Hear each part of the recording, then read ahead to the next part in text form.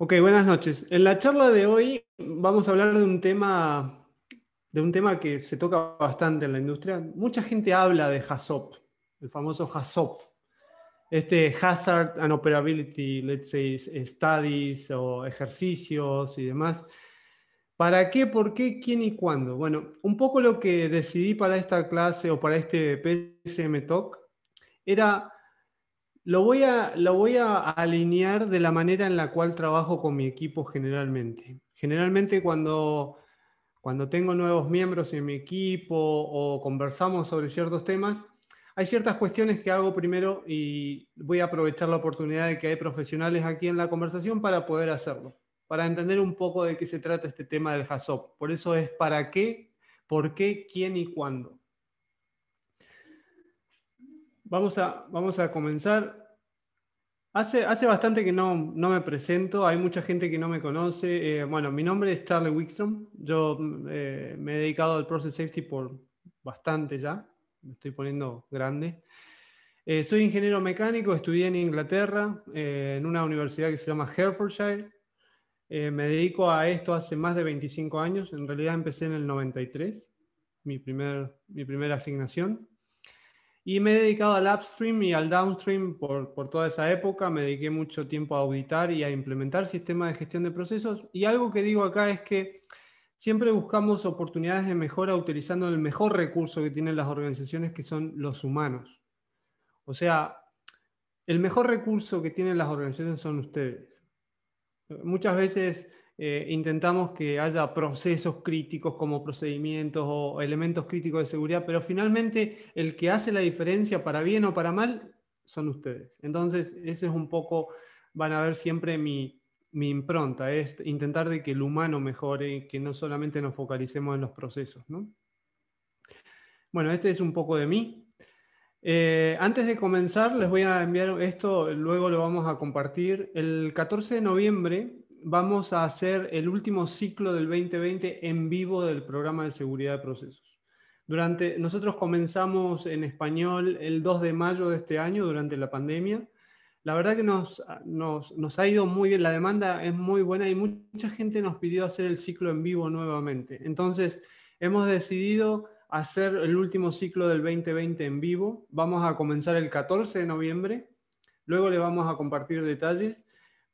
Y es una cosa importante que también lo vamos a tocar durante la charla, este programa es de gestión de seguridad de proceso basada en riesgo, y lo que tiene de valor agregado, aquí en la charla en este momento hay algunos alumnos que ya han tenido la experiencia de nuestro programa, es la utilización del PSM Tool. O sea, entender el cómo, el por qué y también el qué, ¿no? Entonces, prepárense si tienen colegas que les interese y demás, vamos a pasarles los detalles para que puedan sumarse. El 14 de noviembre vamos a hacer el programa en vivo. Luego le vamos a dar más detalles. Bueno, vamos a comenzar la charla de la manera en que yo generalmente trabajo con mi equipo. Ustedes saben que en la industria hay muchas cosas, especialmente en nuestra industria, hay muchas cosas que se dicen, se repiten una y otra vez, y muchas veces se repiten porque se escuchan, no necesariamente porque se entiendan. Entonces, les voy a hacer estas preguntas y les pido que me respondan en el chat sí o no. No hace falta que me den detalles, no es una evaluación, pero sí es para establecer una línea base. Pregunta: ¿cuántos aquí se dedican a liderar talleres HACCP? Díganme en el chat, ¿cuántos de ustedes han liderado un taller HACCP en su vida? ¿Sí o no? Sí es uno, no es cero, básicamente. A ver, voy a ir abriendo el chat para saber. Ok, perfecto. Hasta ahora estoy teniendo ahí como un... A ver. ¿Cuántos de ustedes se han dedicado a talleres HACCP? A liderar talleres HACCP. Sigan contestando, así nosotros podemos verificar. Denme un segundito que voy a... Sigan contestando. Bien. Cristian, ¿podrías ir chequeando el chat? Bien, sigan contestando, yo he hecho un par de veces. Ok, esta es una primera pregunta para establecer una línea base del entendimiento. Segunda pregunta. ¿Cuántos participaron en talleres HACCP? Seguramente los que lideraron de por sí ya participaron, pero ¿cuántos de ustedes participaron en los talleres HACCP? Quiero saber cuántos participaron activamente cumpliendo un rol dentro del equipo del taller HACCP. Y si cumplieron un rol, cuéntenme, operaciones, ingeniería, proyecto, seguridad, cuéntenme qué tipo de rol cumplieron. Vamos a hablar un poco de eso. A ver. Escucho un micrófono. Charlie, por lo visto, tenemos entre nosotros a 13 personas que han sido líderes en talleres HACCP. Bien. Bien, en este momento tenemos 50 participantes, 13 han sido líderes de talleres HACCP. Perfecto. Bueno, ahora estamos viendo a ver cuánta gente ha participado y qué tipo de rol ha cumplido, lo cual también nos viene bien para entender. Perfecto. Ustedes cuéntenos, así nosotros podemos verificarlos en el chat. La tercera pregunta de la charla es, ¿cuántos aquí tienen en su responsabilidad organizar los talleres HACCP? Díganos, sí, yo organicé, no, nunca organicé. A ver, cuéntenos un poco para saber cuántos de ustedes han tenido en su responsabilidad organizar talleres HACCP. Me estoy tomando un café colombiano, gracias a los amigos colombianos. Sigan contestando para que Cristian pueda verificar y vayamos haciendo una línea base de el tipo de cuántos de ustedes tienen. La cuarta pregunta. ¿Cuántos aquí han escuchado la palabra HACCP, pero no saben realmente de qué se trata? Solamente digan yo o sí o de alguna manera que podamos identificar la interacción.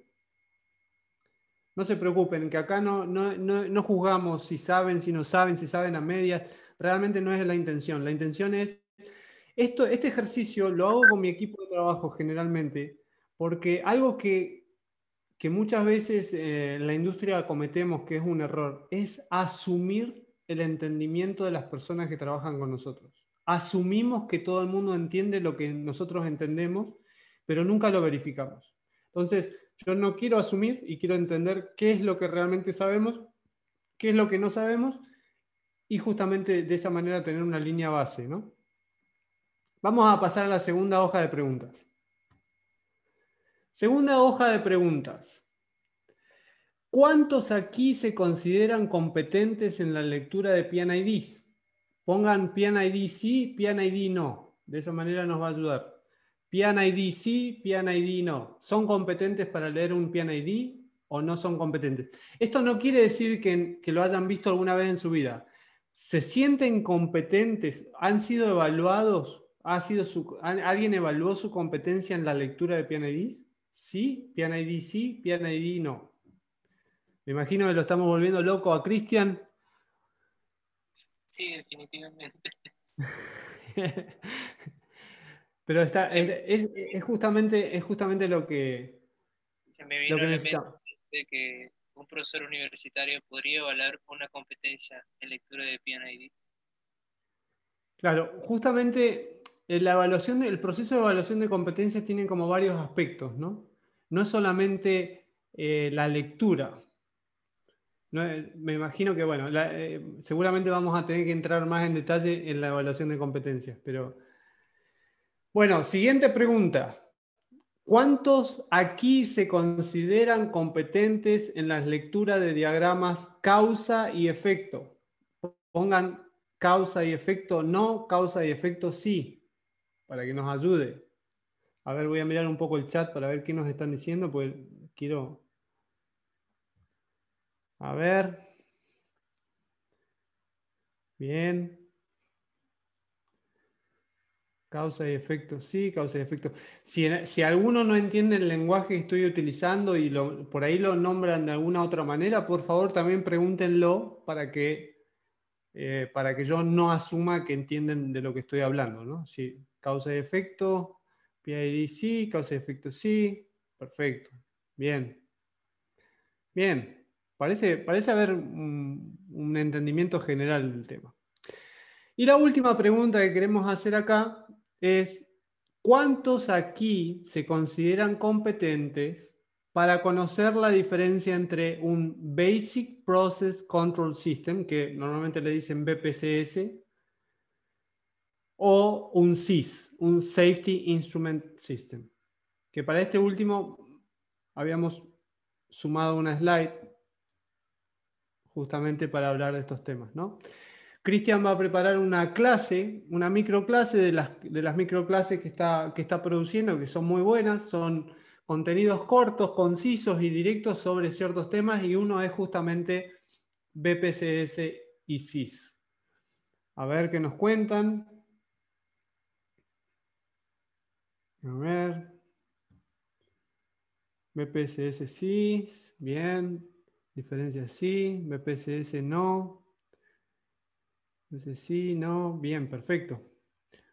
Perfecto.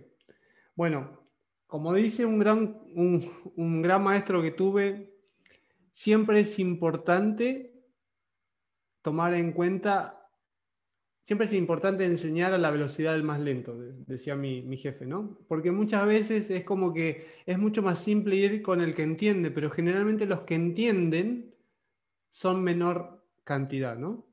Entonces, para esto, lo que preparamos brevemente con Cristian fue decir, bueno, como esta última es un poquito más técnica, vamos a mencionarlo brevemente de qué se trata. El BPCS y el SIS, vamos a hacerlo para la gente de... El BPCS dice, mantiene el proceso en las condiciones normales o preestablecidas, proporciona una interfaz de monitoreo y tiene modos de falla desconocidos. El SIS mantiene el proceso en su estado seguro y evita eventos mayores cuando el BPCS falla. Ahora vamos a ver de qué hablamos. Proporciona un medio para evitar de que se realicen cambios en los dispositivos y falla dentro de una probabilidad especificada. BPCS, SIS. Ahora, ¿de qué hablamos cuando vemos en proceso? Vamos a un ejemplo muy simple. Separador. Control de nivel es básicamente BPCS, un control operativo. Los switches de muy alto nivel y los switches de muy bajo nivel, que es protección básicamente del sistema, sería lo que consideramos SIS. Y si todo va bien, esto debería estar separado uno del otro. Que en algunas organizaciones, por instalaciones muy viejas, el BPSS y el SIS van por un solo canal, lo cual, digamos, no iría con la filosofía que busca. Pero bueno, esas son cuestiones propias de la organización y eso hay que resolverlo en la organización. Entonces, BPCS, sensor de nivel, control de nivel, básicamente sería el BPCS, y el elemento final de control, que es la válvula de nivel. En el caso del SIS, un switch de muy bajo nivel, un switch de muy alto nivel. En caso de que actúa sobre la válvula ESB o de cierre, Emergency Shutdown Valve, para proteger básicamente, puede ser la zona de fuego, los equipos o el equipo en particular. Bueno, veo que hay... A ver, déjeme mirar un poquito el chat porque quiero entender. Cristian, ¿cómo ves el público? ¿Hay un entendimiento bastante Sí, en general? definitiva veo que ha habido personas que han participado de talleres HACCP con rol de seguridad. Sería interesante preguntar seguridad de qué tipo, si sería seguridad de procesos. Y veo que la mayoría tiene un entendimiento de lo que son los diagramas PNID y, Bien. y saben la diferencia entre un BPCS y un SIS. Ok, perfecto. Entonces, a los que nos comentaron que habían cumplido un rol de seguridad, ¿ustedes actualmente o en ese momento estaban cubriendo un rol de seguridad, salud y medio ambiente o de seguridad de procesos? Cuéntenos para que entendamos también un poco el entendimiento, el rol que cumplían en ese momento. Bien, a ver, vamos viendo mientras nos comentan. Seguridad de salud. Seguridad de salud. Bien. Perfecto. Bueno, entonces, ya que venimos con las preguntitas, que seguramente alguno me está diciendo que este Charlie con estas preguntitas, bueno, aunque parezca una tontería, los grandes problemas que sufrimos en las organizaciones, o por lo menos las que nosotros hemos revisado, es justamente la falta de entendimiento. ¿Por qué? Porque se asume de que ciertos roles entienden ciertas cuestiones. Entonces, mi único consejo para esta primera parte es no asuman. No asuman que alguien entiende. Es preferible preguntar y que nos diga, nos explique su entendimiento y no dejar de preguntar y encontrarnos la falta de entendimiento cuando pasa algo. Bueno, ¿qué pasó? ¿Cuándo necesito un HACCP? Vamos a dividirlo en tres grupos. Vamos al grupo azul.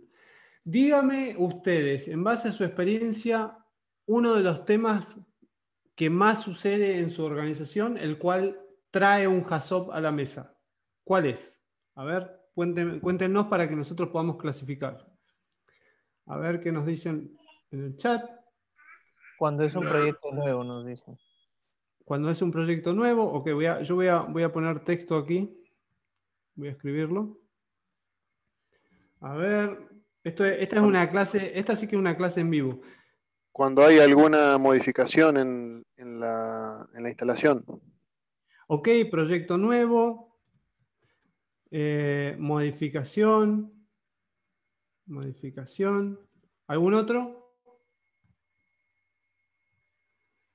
A ver. Equipo nuevo mencionan. Podría ser parte de...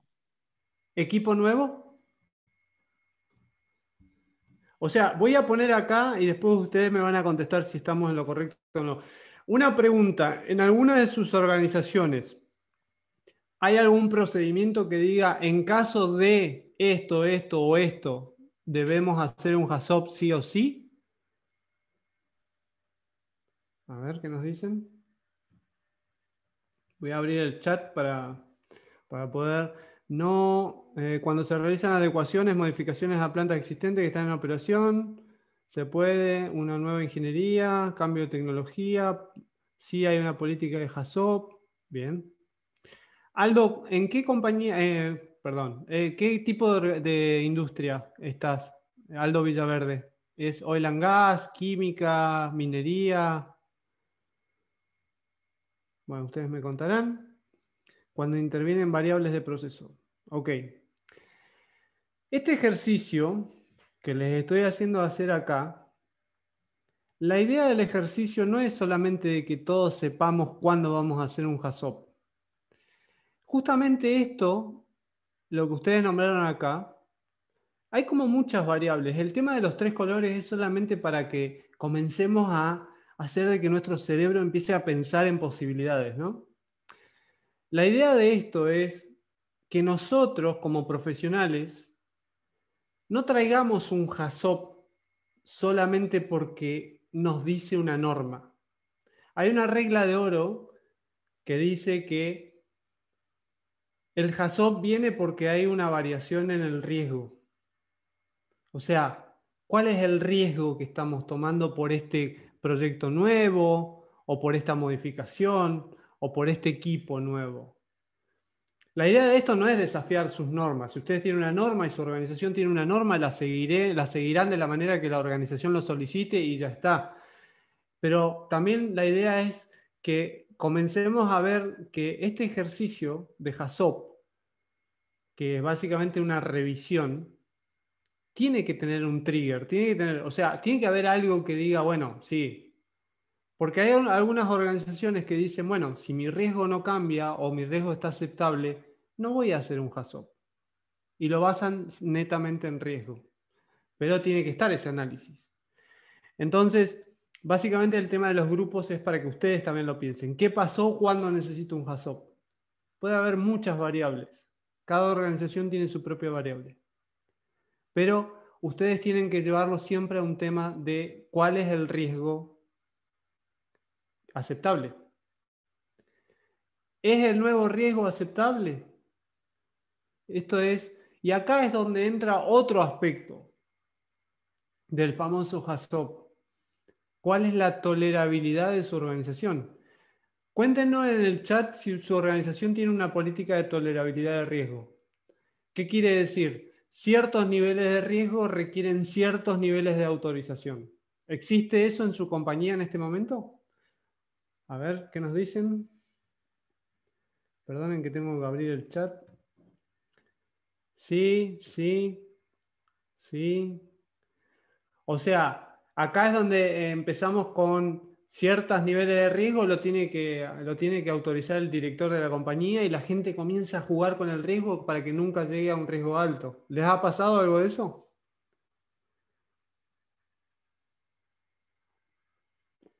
Poco se respeta. Es la materia de valorización del riesgo. Claro, ahí las autorizaciones son por niveles de riesgo, en viajes largos. En viajes largos.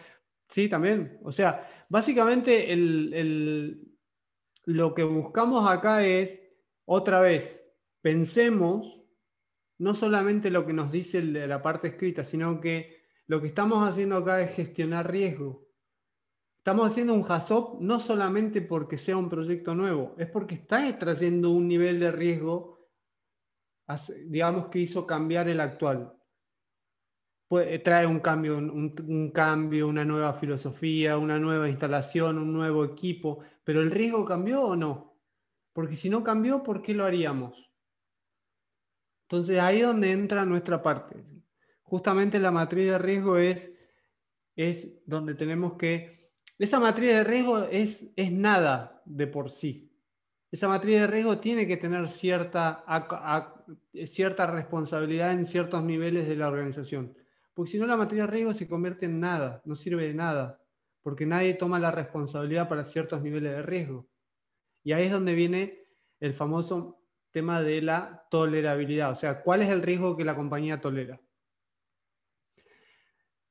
Cuando dicen siempre tiene que ser aceptable o ALARP, el concepto ALARP de cada organización también está disparado por ciertas cuestiones, ¿no?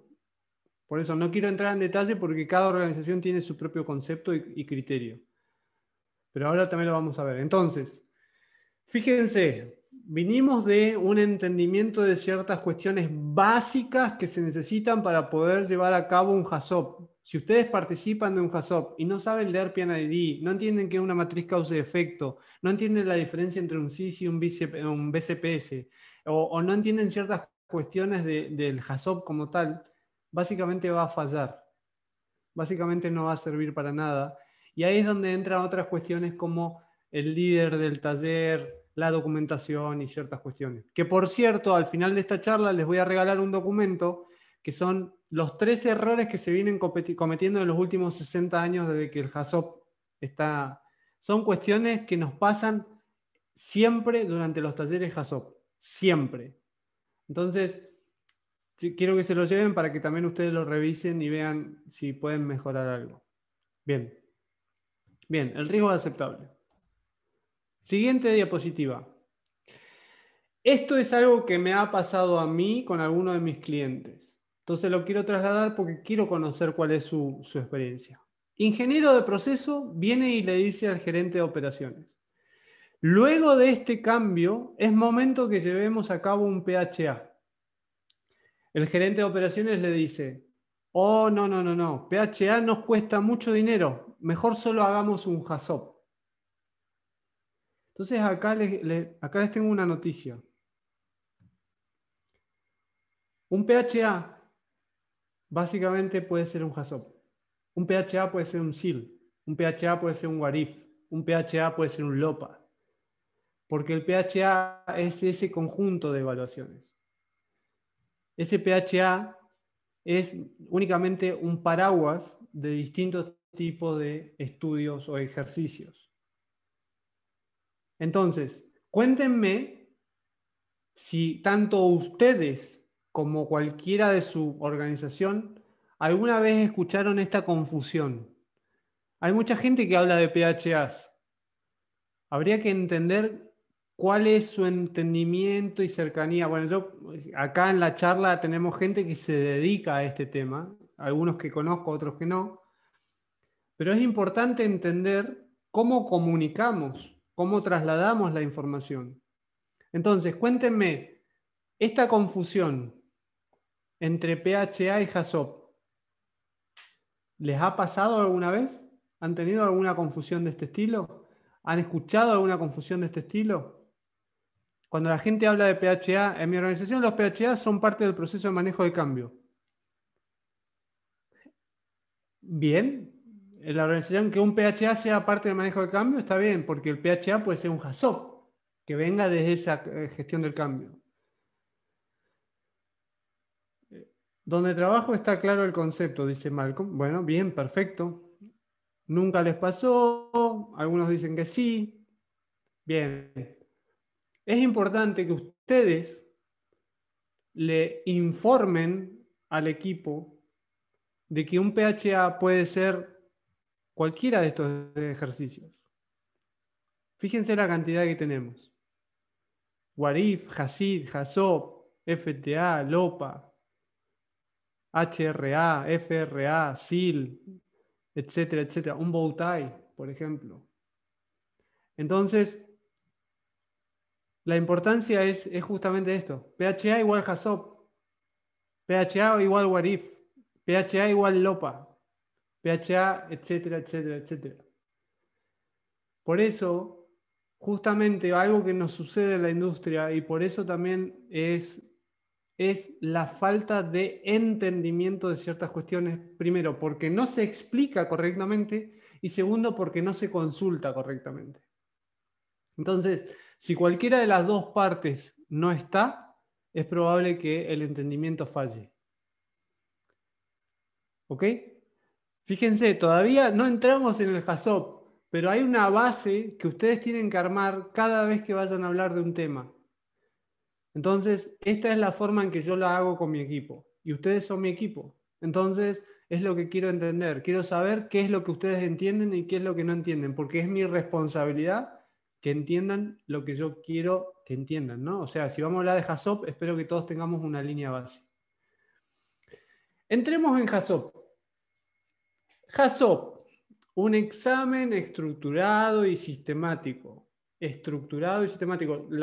De un proceso u operación complejo, planificado o existente con el fin de identificar y evaluar problemas que puedan presentar riesgos para el personal o el equipo. La intención de realizar un HACCP es revisar el diseño para detectar problemas de diseño e ingeniería que de otro modo no se hubieran encontrado. Definiciones van a encontrar un montón.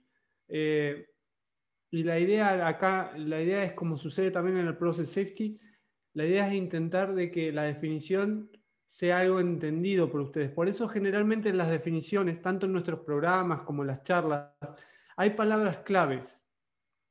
Y esas palabras claves tienen que hacer de que ustedes puedan armar una definición en base a su experiencia. Pero hay palabras que no pueden faltar. Estructurado, sistemático, identificación, evaluación.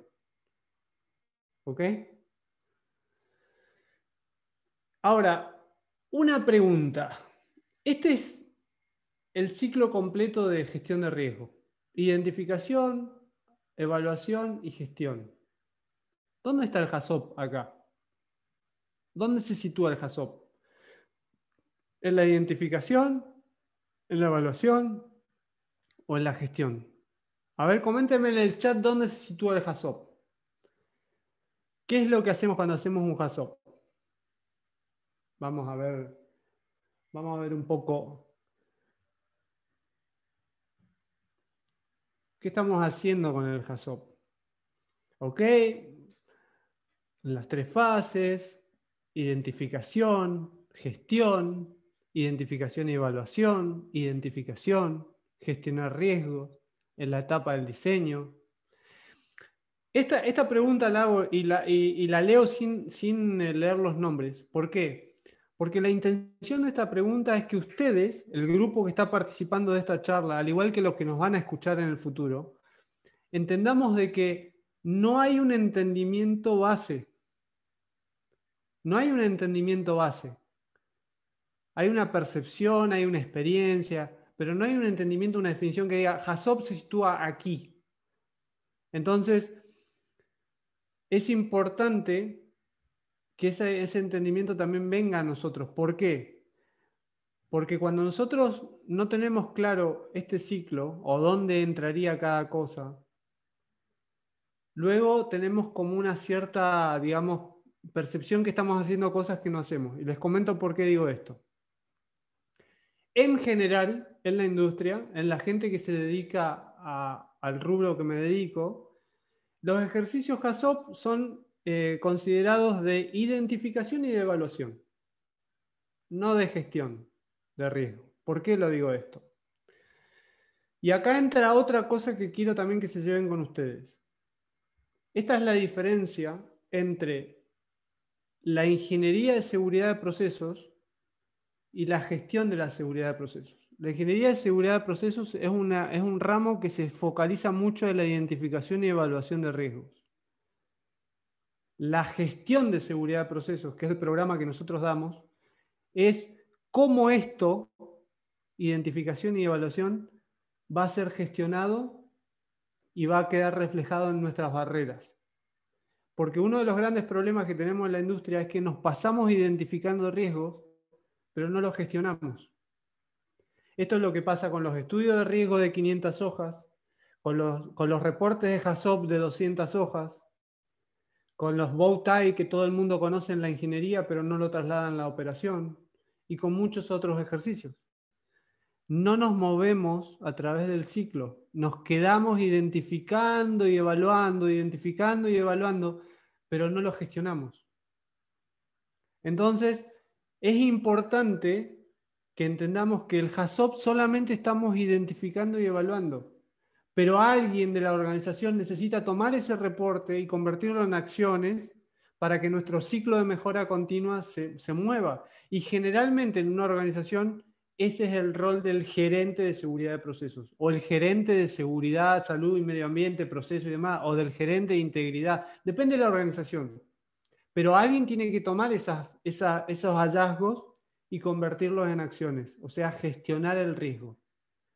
Y muchas organizaciones están fallando en eso. Lo dejan solamente en identificación y evaluación.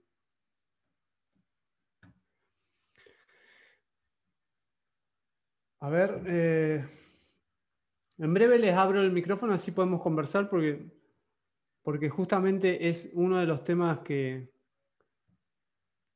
nos sucede bastante y yo quiero también tener su... Estos son los 8 componentes básicos de cualquier ejercicio HACCP. Y acá voy a centrarme un momentito en algo fundamental. Los ejercicios HACCP generalmente requieren recursos, llevan tiempo y necesitan, digamos, optimizarse. Hay una etapa previa al HACCP, que es la etapa que cubre el líder del HACCP, que es la recolección de la información, la planificación, la determinación del equipo que participa en el HACCP, que es fundamental porque si falla al inicio, el líder del HACCP, básicamente el ejercicio va a fallar, el resultado va a fallar. Como se dice, basura entra, basura sale, ¿no? Entonces es importante entender eso. Para o sea, tenemos la posibilidad de entrenarlos como líderes HACCP, pero ese es un programa aparte que no podríamos dar en una hora. Pero tienen que entender ciertas cuestiones, por eso es tan importante este tipo de approach. Yo quiero que ustedes sepan lo que no saben, para que lo puedan mejorar. Entonces, bueno, estos son los 8 componentes básicos de cualquier ejercicio HACCP. Hay un nodo.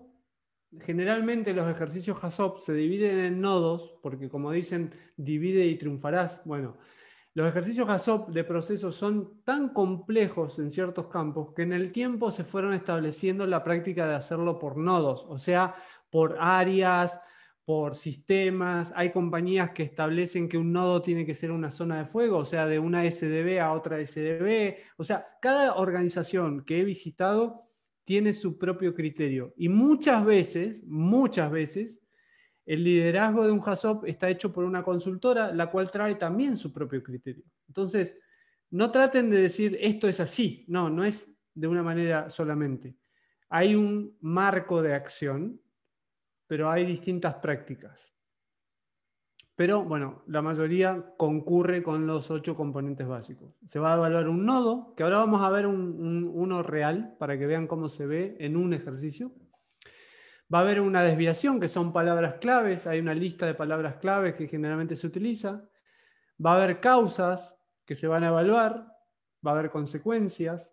¿Qué es lo que nosotros consideramos los pensamientos creativos? Acá es donde el grupo, la ingeniería discute con el operativo dice que esto no es así porque no existe, viene el de seguridad y muchas veces, por eso le preguntábamos antes si eran de seguridad de proceso o seguridad ocupacional, porque muchas veces, lo cual no es culpa del que participa, es culpa de la organización, la seguridad ocupacional no tiene idea de lo que está pasando en el proceso.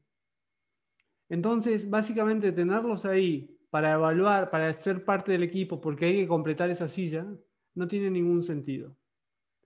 Entonces, por eso es tan importante, este pensamiento creativo es parte del equipo que se establece para el ejercicio de HACCP. Luego hay una categoría donde encuadramos, digamos, la causa que evaluamos, seguridad, medio ambiente, etcétera, etcétera, etcétera. El riesgo inherente, que es básicamente el riesgo antes de que tengamos las barreras y los modificadores establecidos, o sea, cuáles son las protecciones. ¿Qué es lo que comenzamos a ver como análisis lógico? ¿Por qué? Porque generalmente está establecido por matrices, hay frecuencias, hay consecuencias establecidas en base a data empírica o data de ingeniería o data de la industria, etcétera, etcétera. Por eso a esto lo llamamos análisis lógico. Y luego entramos en lo que es las decisiones racionales, que en base a lo que surja y en base a la experiencia del equipo y la experiencia del líder del taller, que muchas veces es una discusión que tenemos entre colegas, muchas veces mi experiencia personal dice que el líder del HACCP no necesita ser un especialista en el sistema que se está evaluando, o sea, no necesita conocer el sistema que se está evaluando. Lo que necesita es tener experiencia en la industria, porque la experiencia del sistema que se evalúa la da el equipo, pero la metodología, voy a volver una slide para atrás para que vean algo. Este tema del estructurado sistemático lo da el líder del HACCP, que sea sistemático, que se sigan los pasos, que haya reglas, que no se discuta por siempre, que la información sea correcta, que haya un famoso, digamos, cuestiones que se dejen para otro momento, que se establezca el tiempo, etc. Entonces, y luego están los campos 7 y 8, que son el riesgo operacional, y las recomendaciones, que son las decisiones racionales. Entonces, es un poco para dividir esto. Acá van a ver un ciclo que generalmente se utiliza: identificar la causa, determinar las consecuencias y clasificar los riesgos inherentes, identificar las salvaguardas y determinar la clasificación de riesgo operacional. Si es necesario, se agrega recomendaciones con clasificaciones de riesgo residual, porque hay que ver en qué condición quedó luego de las recomendaciones, y se repiten los pasos una y otra vez. Esa es la parte sistemática del proceso. Entonces, en esta hoja de trabajo, todo esto se los voy a dar para que lo tengan, así también les sirve un poco de, digamos, como cheat sheet, que le llamamos como hoja, para que tengan una idea general. Los que ya la tienen no la necesitan, o si no la pueden compartir en caso de que la quieran compartir. Y como dice acá la nota, un HACCP funciona mejor cuando hay diversos conocimientos y experiencias en ingeniería y operaciones. Los resultados del HACCP lo determina el equipo de trabajo. Lo voy a volver a repetir, lo voy a repetir eternamente. El equipo de trabajo dice si lo que entra es calidad o lo que entra es basura. Si entra calidad, sale calidad. Si entra basura, sale basura.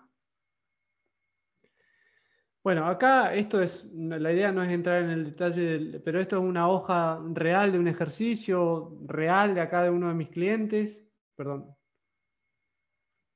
Y esto es un nodo que básicamente se marca en color. Este es el nodo, acá dice nodo número 5, desviación no flow.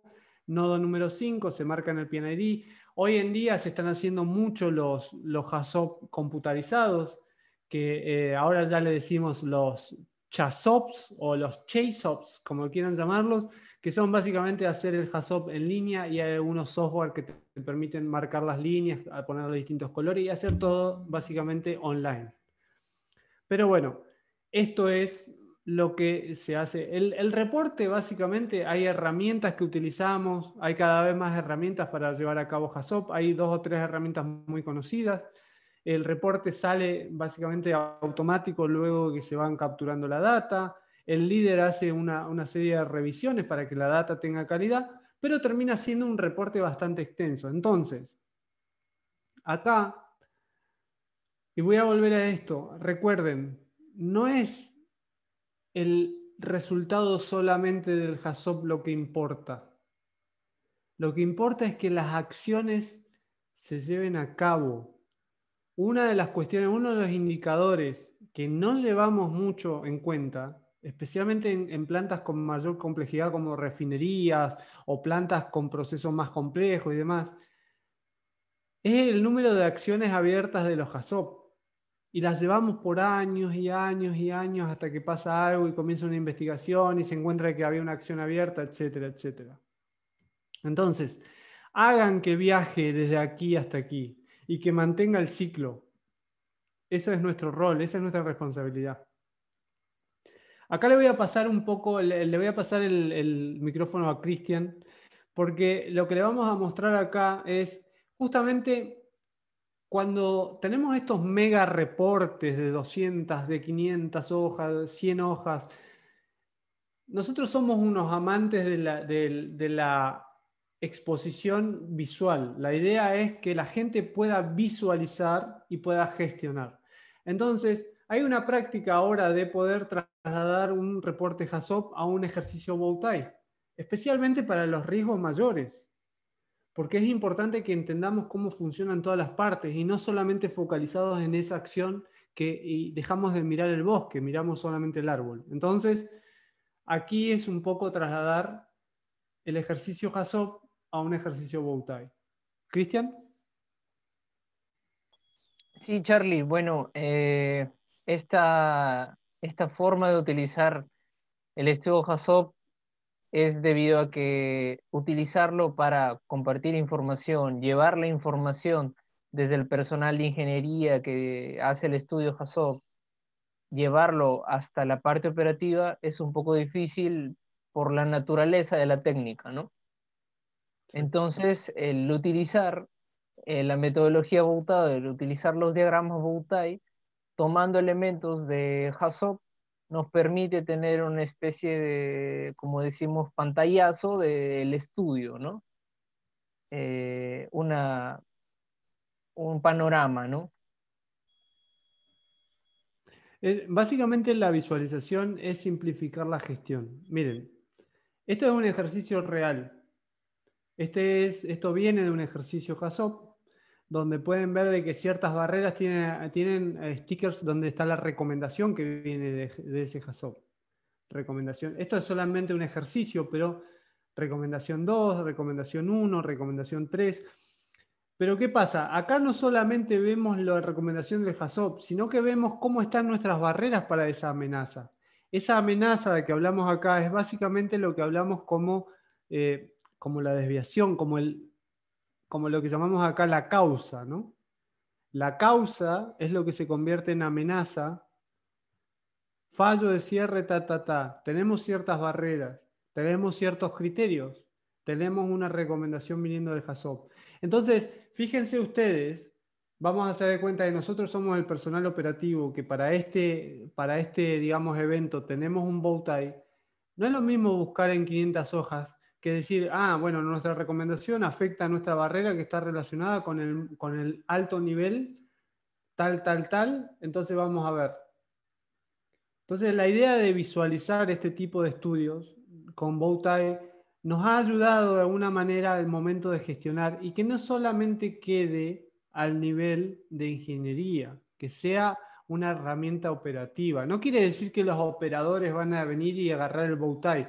Deben tener un entendimiento, pero un gerente de planta, un superintendente de planta, un supervisor, sí tiene que gestionar, porque esto es esto es tiempo, esto es dinero, esto es optimizar, especialmente en las épocas que estamos llevando a cabo. O sea, hoy todo el mundo busca cómo optimizar y por culpa de optimizar comete errores porque empieza a reducir OPEX o empieza a trabajar en cuestiones, pero porque no tiene la visión de toda su situación.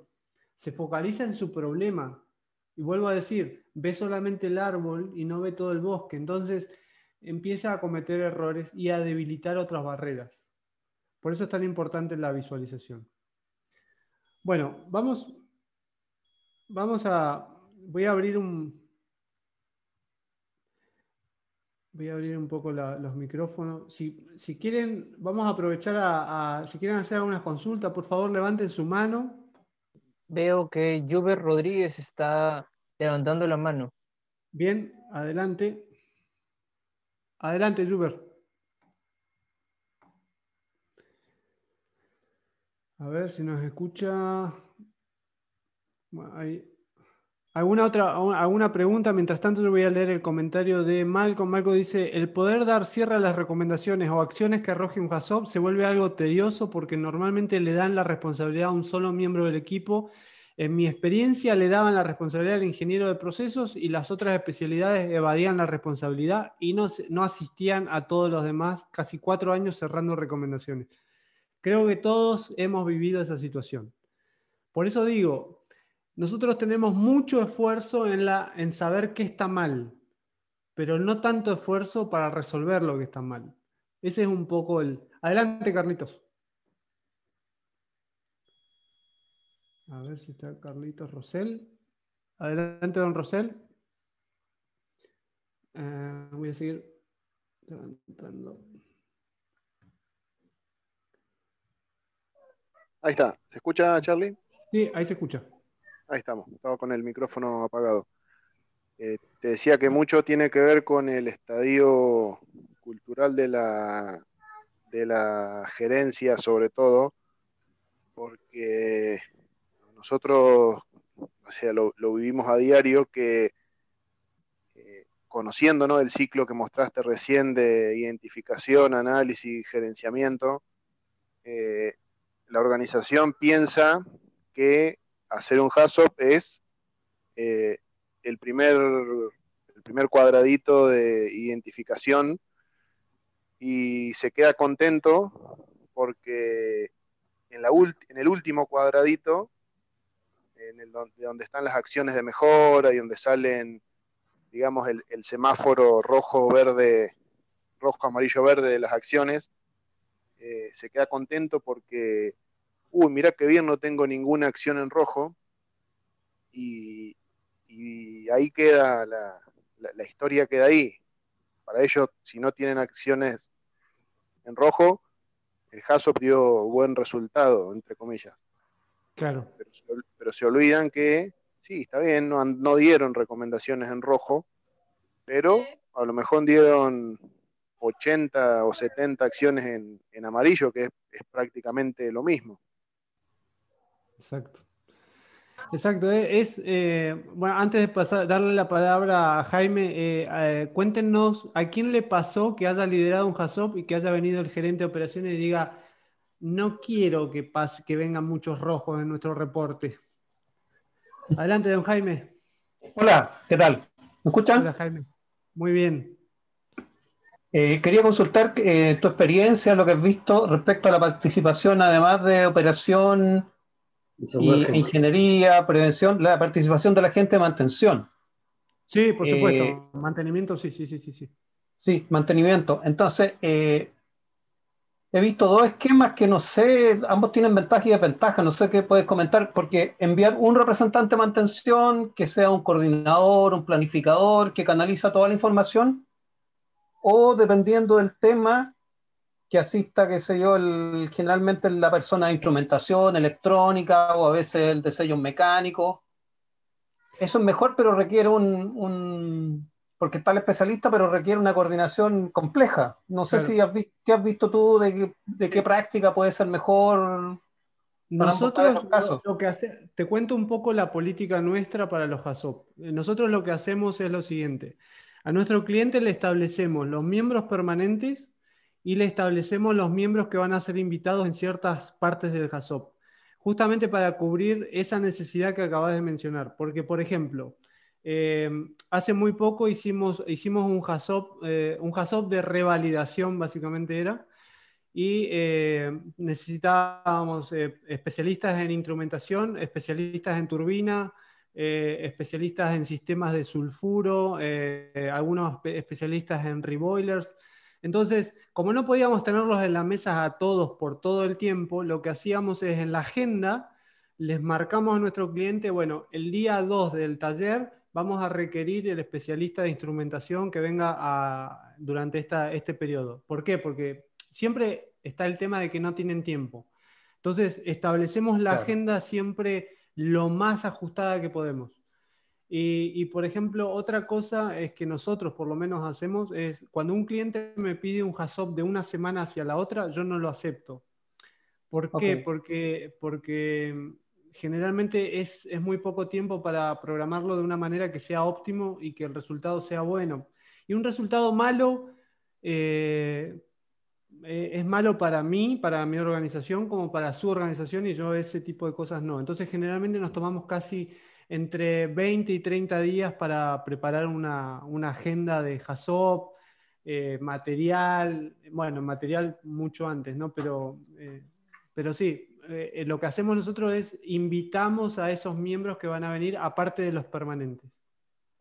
Perfecto, muchas gracias. No, no hay por qué, Jaime. Dieguito. Hola Charlie, buenas noches, ¿cómo están? Hola, Diego.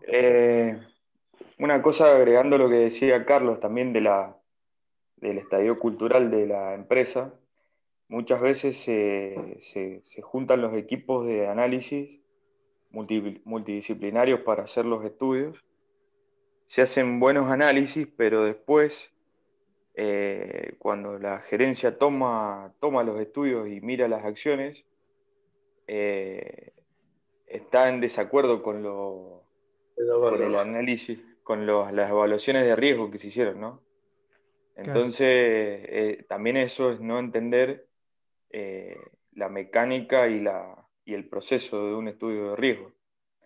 Sí, yo ahí digo una cosa que siempre nosotros se lo explicamos al cliente porque después es como una queja. Yo siempre le digo al cliente de que el responsable de que el HASOP sea entendido es el líder del HASOP. O sea, es un poco complicado, ¿no? Pero este tema muchas veces pasa de que te caen esta gente que no cree, no entiende, no le interesa y básicamente entra pensando de que el taller HASOP es un lugar para comer unos sanguchitos que están ricos, o cuando hay sanguchitos, ¿no?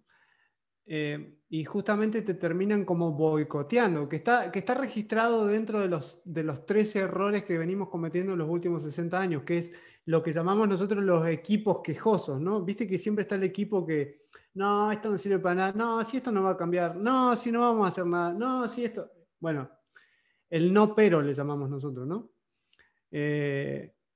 Entonces, lamentablemente, ese tipo de cuestiones depende mucho del líder. Y lo peor que hay para un líder de HASOP es tener que pedir que se cambie un miembro del equipo. A mí me ha pasado un par de oportunidades, hemos tenido queja de absolutamente todos lados. ¿Cómo puede ser que esta persona pida el cambio del miembro?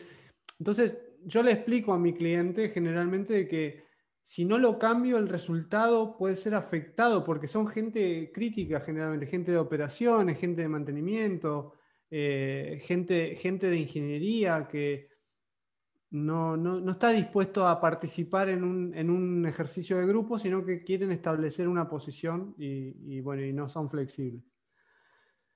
Entonces, es justamente ese tema que mencionás, de que, viste, o no se quejan en el momento, o se quejan después, o después van y dicen, no, pero si esto no es un desastre. Bueno, los boicoteadores, en estos días los llamaríamos haters, ¿no? Exacto. Los haters del No, HASOP. y otro tema que también lo hago a modo de pregunta y de paso de reflexión, muchos gerentes piensan que de un estudio HACCP va a surgir el estado o va a representar el estado de integridad de una instalación, digamos. Claro, claro. Y no sé, Claro, entiendo que no, Charlie. No. O sea, correcto. Eso que está diciendo Diego lo vivimos en carne propia, Charlie, con una instalación que vos conocés ahí allá en el sur, muy al sur. ajá. Pero no puede ser que esa instalación, palabra de este gerente, no vamos a dar nombre, pero era un nivel gerencial de la organización. Pero esta planta no está tan desastrosa. Si el HACCP no dio acciones urgentes, ¿de Bueno, dónde salen los X millones de dólares de inversión? ¿Para qué son? claro, justamente, viste que siempre caemos en la misma palabra, ¿no? Este tema del entendimiento.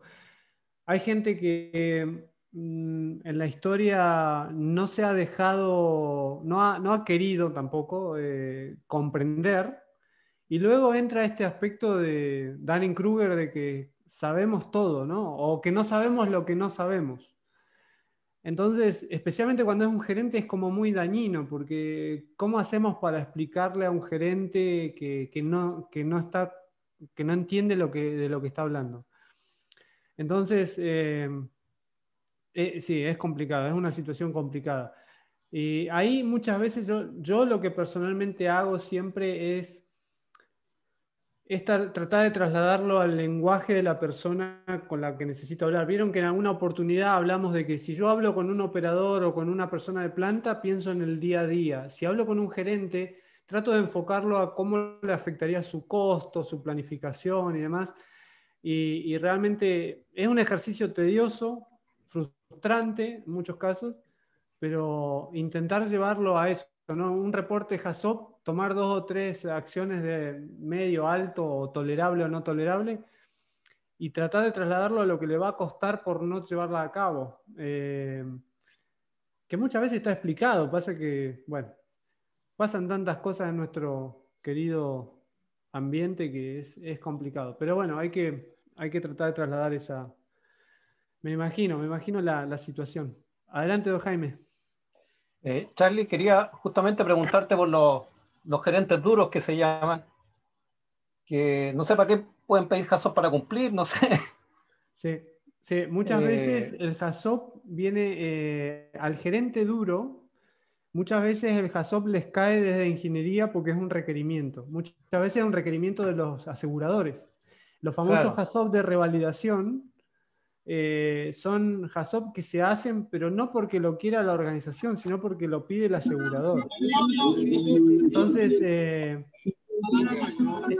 este tema es importante también entender de dónde viene.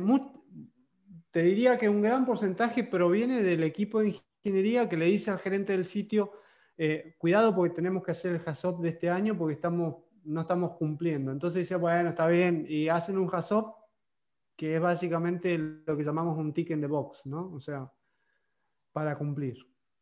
Ya, y ahí que la pregunta es, ¿en tu experiencia aplicado alguna explicación técnica así de algún peligro legal? Porque de repente hay algunos gerentes que entienden, dice, o sea, yo lo he visto del otro lado, de que Sí. siendo yo, aquí hay que resolverla, no me quiero ir preso. ¿Ah? Sí, bueno. Yo no sé si al revés puede funcionar, depende de la confianza, depende de la legislación, de qué tanto se cumpla la legislación.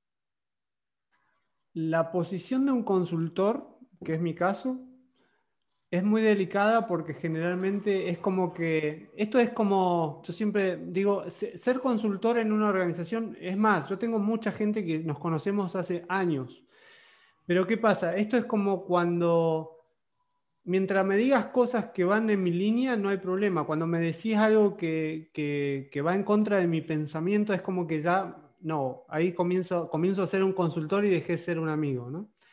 Entonces, yo normalmente lo que hago, me tomo el trabajo es de mostrarle, de hacerme lo que llamo a ver, esto que está acá, este tipo de visión, que es una visión bastante general.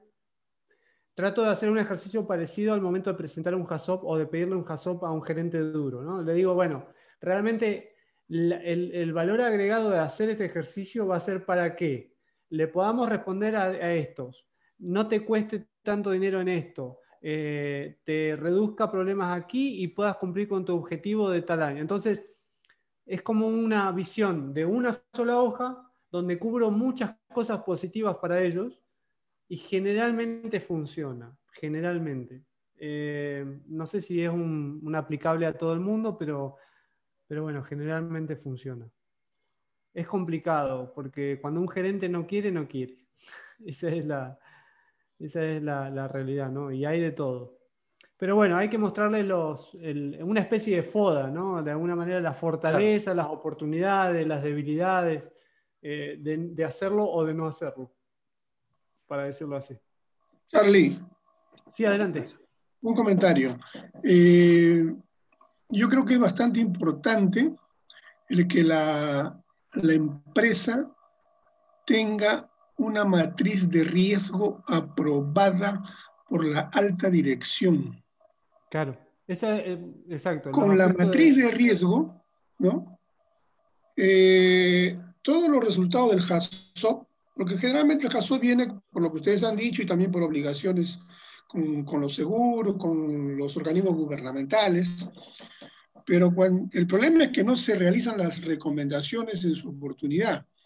Entonces, cuando ya tenemos una matriz de riesgo aprobada por la alta dirección, ya los gerentes duros no pueden ponerse en contra de tomar las acciones para aquellas que están en rojo. Y definitivamente tienen que tomar acciones para que eso pase a ser amarillo o verde, ¿no? Claro. Entonces, creo que por ahí algo puede ayudar en el sentido de tener una matriz de riesgo aprobada, que no es tan fácil hacerla aprobar, pero hay que caminar en ese sentido para tener una base que sea sólida, de tal manera que no nos encontremos que la desesperación de las líneas inferiores es que mi jefe no me entiende. Exacto. ¿No? Entonces hay que, estos lineamientos general que significa una matriz de riesgo me parece muy importante en este aspecto. Claro, es un poco lo que hablábamos al principio de la tolerabilidad, o sea, que la compañía tenga una matriz aceptada en el momento que la firmó. Bueno, Fernando ha vivido esta experiencia en algunas organizaciones que también se convierte en una herramienta, ¿no? En una herramienta de decir, bueno, mira, este riesgo está en un nivel elevado y quiere decir que lo tiene que autorizar, seguir de esta manera, lo tiene que autorizar el gerente de operaciones o inclusive el gerente general. Entonces la gente comienza a mirar las cosas de otra manera. Pero como buenos latinos americanos que somos, empieza también el otro lado, que es el juego para no llegar a esos niveles. No, bueno, evaluemos, no, pero ¿por qué no? Me parece que es amarillo y no verde o rojo y no. Empezamos a jugar para que no tenga que llegar digamos, a ese escritorio del gerente de operaciones o del gerente general. Entonces, fíjense cómo en todo tenemos los pros y los contras, pero como dijo Fernando, es importantísimo tener una matriz aprobada, un nivel de tolerabilidad aprobado. O sea, ¿qué riesgo quiero tolerar en mi organización? Es fundamental. Ese es lo que sucede bastante. Y bueno, y también sucede, bueno, algo que menciona Diego, los gerentes intermedios. A mí me ha pasado 1000 veces de que el gerente de planta no deja que ciertos riesgos elevados de la planta salgan para que los vea su superior, que sería el gerente de operaciones. Porque en mi planta está todo bien. Entonces, bueno, ustedes lo deben haber vivido de 1000 maneras, igual que yo, igual que Fernando, igual que todos ustedes. Todos tenemos ciertos años de experiencia, entonces es como más fácil, digamos, compartir dolores que felicidades, ¿no? Bueno, la verdad, espero que les haya gustado la charla. Por eso quería que todos tengamos una línea base de entendimiento para que todos vayamos en una sola dirección. Acuérdense las palabras claves: entender, expliquemos, traslademos, preguntemos, no asumamos. Hagamos que la gente nos explique qué es lo que sabe y qué es lo que no sabe también. Porque muchas veces asumimos que alguien sabe lo que realmente no tiene ni idea. Y lo mismo nos pasa a nosotros. Entonces es como un poco el ejercicio. Y por último, les vuelvo a recordar, pásenle a sus contactos, a sus colegas, a ustedes mismos, al que esté interesado. El 14 de noviembre vamos a comenzar el ciclo final del 2020 de la seguridad de procesos basada en riesgo. Gestión de seguridad de procesos. Nosotros vamos a gestionar, no vamos a hacer ingeniería de seguridad de procesos. Vamos a tomar todos los resultados y vamos a hacer que funcionen. O por lo menos nos vamos a trabajar con las partes para que funcionen, y además el uso de la herramienta PSM Tool, que es que ustedes pueden hacer su análisis de brechas y crear su plan de acción. Acuérdense, estamos acá para justamente hacer poner nuestro pequeño granito de arena a la industria, ¿no? A ver, antes de cerrar, Armando, te veo con la mano levantada. Adelante. Sí, buenas noches. Buenas noches, Armando. En el área que yo estoy de técnico en seguridad de campo, me ha tocado muchas veces que los licenciados, que serían los responsables, firmantes, los que armaron prácticamente la matriz de riesgos, le faltan cosas, que cuando se las trato de decir a ellos, recién después las cambian y demora todo en el plazo entre una cosa y la otra, es cuando justamente hay un accidente. No fue ni tomado en cuenta esa matriz hasta que llegó a campo. Bueno, sí, es uno de los también. Porque la gente lo percibe como un papel más, no como una herramienta. Entonces, mientras lo sigamos percibiendo como algo que debemos hacer y no algo que queremos hacer, va a ser complicado. Don Carlos Rosell, Charlie, disculpa, me gustaría agregar el hecho, bueno, relacionado a lo que mencionó Armando, el hecho de que si puedes mostrar la imagen donde utilizamos Bowtie para el nodo de HACCP, cuando utilizamos esto, muchas veces, y me di cuenta en el proceso en el que elaboramos este diagrama, trasladamos errores del HACCP, los trasladamos al Bowtie, y muchas veces se hacen más evidentes aquí. Claro, que es justamente algo que conversamos ayer con Cristian, que es donde entra la importancia del ciclo. Porque acá no estamos hablando de que alguien sabe más o alguien sabe menos. Es un ciclo de mejora, el famoso ciclo de mejora continua. Pero ¿cómo funciona el ciclo de mejora continua? Planificamos, hacemos, chequeamos y mejoramos. O sea, cambiamos lo que chequeamos, aprendemos en el ciclo. Entonces, si nos quedamos siempre planeando, algunas veces hacemos, pero después no miramos más nuestros indicadores, no tenemos indicadores y demás, jamás vamos a poder mejorar. Entonces, si no hay un ciclo completo, no vamos a mejorar. Es como para que a todos nos quede claro. Porque si no, es como que nos quedamos siempre en saber qué está mal, pero listo, y ahí no avanzamos. Entonces es importante, como dijo Cristian, este ciclo tiene un ciclo de mejora. Entonces hicimos el ejercicio trajo algunas cuestiones que no estaban quizás mal consideradas en el HACCP, se ven en el Bowtie, bueno, mejoramos el estudio, en la revisión y demás. Pero la idea es cumplir el ciclo. Planear, hacer, chequear, mejorar. Planear, hacer, chequear, mejorar.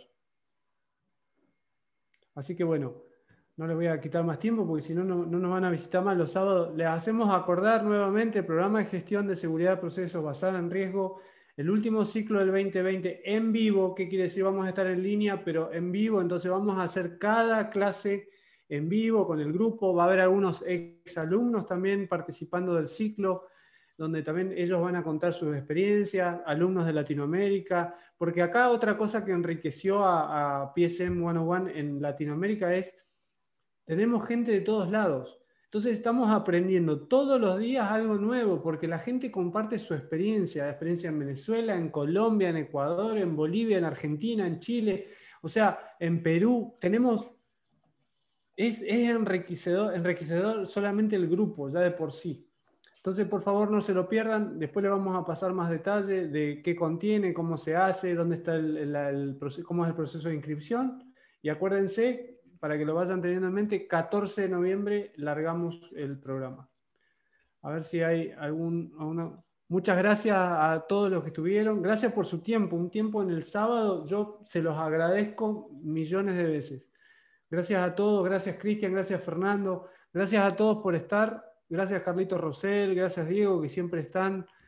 Gracias por todo. Gracias a todos los que participan. Gracias, Esteban, por estar también. Cuídense mucho y bueno, nos estamos hablando.